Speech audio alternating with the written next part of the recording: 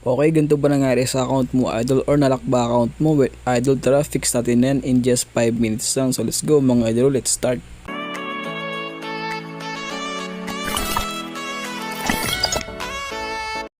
Okay, so what is up mga social media warriors? It's me again, E-Vlog at your service. Okay mga idol, now for today's video, tuturuan ko po kayo kung paano nga ba i-fix yung mga lock account nyo sa Facebook. Kasi nga po napakarami nagko-comment sa akin na gawin ko raw po itong tutorial na ito. Okay? Okay, fix natin account mo idol in just 5 minutes lang. Now as you see mga idol, obviously na lock ko ang aking account. Now dito, okay, click mo agad yung magsimula na yan. Okay, tara, click natin, there we go, and then wait natin.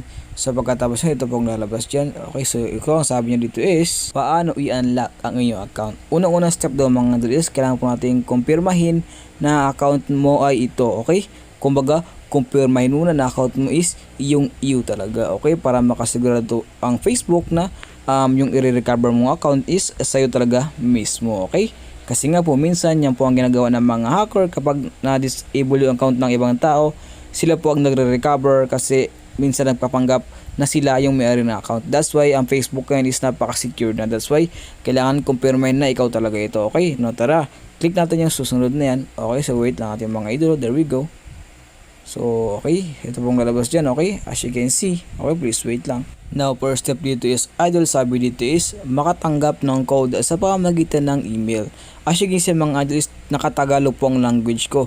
Idol, sinadya ko po talaga yan para po maintindihan po talaga natin, okay?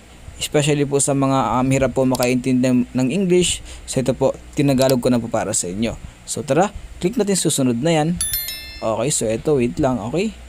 So, ayan po, loading na siya. After ito pong lalabas dyan. Okay, ito pong lalabas. Okay, now sabi dito is makatanggap ng code sa pamamagitan ng email.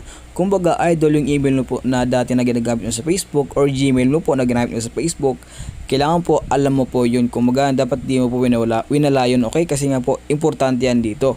Kasi nga po idol, doon po i-send ang code. Okay, so yun no. Now tapos ito, click ko natin yung kumuha ng code, okay, para po mag-send na siya ng code sa atin. Okay, so tara, click natin yan. And so, ayun, loading na po siya. Okay, wait lang natin itong mga idol. No? So, ito na po, as you can see, meron na pang paglalagyan ng code dyan. Now, saan nga ba napunta yung code? Ito na nga, napunta yung ang code idol sa Gmail mo. So, tara, punta po natin yung Gmail natin. Check natin kung doon na po yung code, okay? So, home ko muna ito. Okay, kumbaga, minimize ko muna saglit. Now, there you have it. Okay, napunta pa akong Gmail ko. So, erase it. Okay, so ito yan. Click. There we go. So, pinakauna po yan po yung code natin. Click ko. Okay, so ito pong code, no? Copy po natin, okay, lahat ng mga digits na yan. Okay, mano-mano po natin yung copy yan. So, ito na po. Kakopyin ko na po ngayon. As you can see. Okay. And there we have it po, done na. Okay, so ito po, nalagyan po natin ng code ng maayos. Nga pala, make sure mo idol is nalagyan mo po yung code mo ng tama, okay? Dapat double check mo talaga sa Gmail mo na ito talaga yung code na sinend sa'yo, okay? Kasi nga po, mahirap na baka magkamali ka, uulit at uulit ka na naman sa simula. So, nakakapagod na gawin yun. Oh my goodness. So, tara, anong sabi dito is? Sabi dito is, click mo lang i-confirm. Okay, tara, click mo natin i-confirm na yan, okay? Para po ma-confirm na. So, see? Okay? Okay, loading pa siya. So, ito po ang sabi niya dito sa next step natin. Sabi dito is, i-secure ang inyong mga detalye sa pag-login. So, ito nga. Sabi dito is, i-secure na po yung mga detalye. Kumbaga, kapag napunta ka po sa second step na to, sure na sure, 100%, sobra pa sa sure na maayos mo na agad-agad ang iyong Facebook account. Kumbaga, dapat kapag umabot ka na sa step 2 na to, magdiwang ka na kaagad dahil agad-agad, kumbaga agad-agad, as in, as soon as possible, ma-recover na po agad-agad dyan. Okay, so tara, kahit ako, excited ako ma-recover tong account ko. So tara, click natin susunod. Okay, there we go, click ko lang saglit. Okay, loading siya again. Now, kapag ganyan, wait yun lang, sabi dito is, i-secure yung mga detalye sa pag-login. Now, basahin ko po sa inyo, okay, sabi dito, ang numero ng telepono o email sa iyong account ay maaaring nilagay ng ibang tao o ginamit nila para ma-login. That's why dapat i-secure mo talaga yung email at saka tawag doon, Gmail mo. Okay?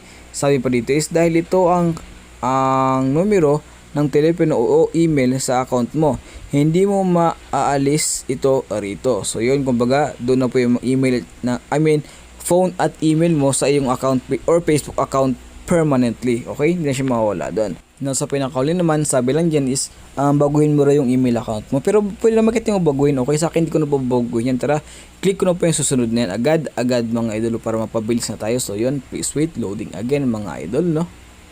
Okay, so wait lang natin. So ito na po, maglagay ng bagong password na po tayo. Kumbaga, lagay po tayo ng bagong password natin. Okay, so tara, gawa po tayo ng bagong password na yung bang secure na secure. Let's go mga idolo. Okay, so skip ko lang itong video to. Okay, I'll go back to my password na po yan. Okay, so there rabbit mga idol. So nakalagay na po ako ng bagong password ko or bagong secure talaga na password ko.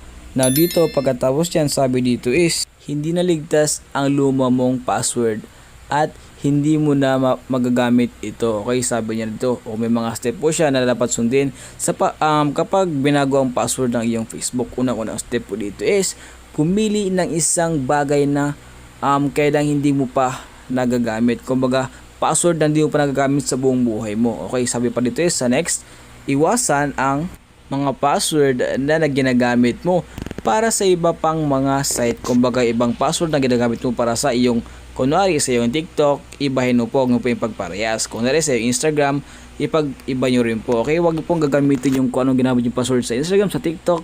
Huwag nyo pong gamitin sa Facebook nyo dito. Okay, dapat iba po. Okay, kumbaga dapat unique po na password. Kumbaga bago sa panlasa ng Facebook. Okay? So I hope na nagets na yun. Nasabi dito is, yun na nga, click mo lang yung i-confirm na yan. So ano pang inantay natin, no? So tara idol, click ko na itong i-confirm na ito and let's see kung ano pong susunod na step. Okay na? Bubular or bubunyag or magsusurprise sa atin. Let's see mga idolo. Okay, I confirm. Okay, so ito pong lalabas dyan. Sabi dito is mga detalye para makontak sa ito. Tandaan mo tong email mo idolo. Okay, kasi yan po ang technique o yan po ang tawag doon ng paraan para po makontak ka ulit. Okay, so dapat huwag nyo pong baguhin email nyo or dapat huwag nyo pong baguhin telephone number nyo. Yan, nilagay nyo sa Facebook.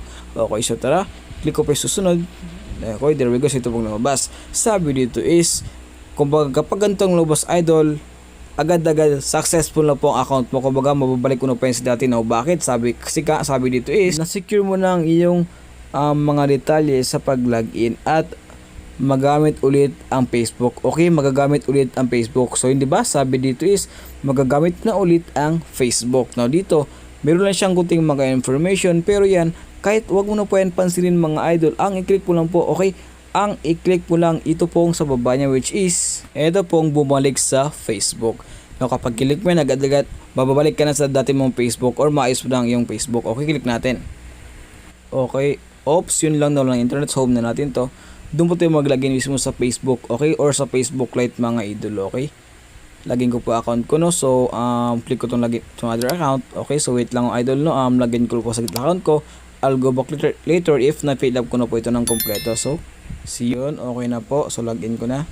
And then, boom. There we go. Just like that. Okay na po ulit ang ating account. Walang kahirap-hirap. Napakasimple. Just like that.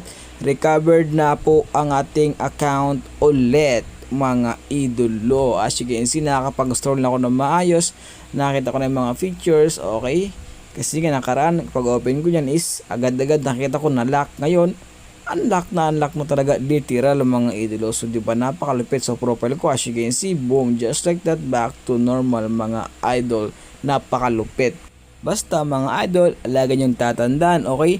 Swerte yung nanood hanggang dulo. Kasi nga, alam mo na maayos mo na account mo kapag ginawa mo yung mga steps na tinuro ko sa iyo earlier. Okay, so thank you so much sa panonood hanggang dulo mga idol. Now, so as you can see, okay na po ang account ko. Walang kaya bahid-bahid na sira dyan. Okay, okay na po. As in, literal talaga na. Okay, so yun lang mga idol. If you like my video, please leave a like mo dyan mga idol. So hindi na ako magtatagal pa. Till next time mga idolo. Peace out and keep safe everyone.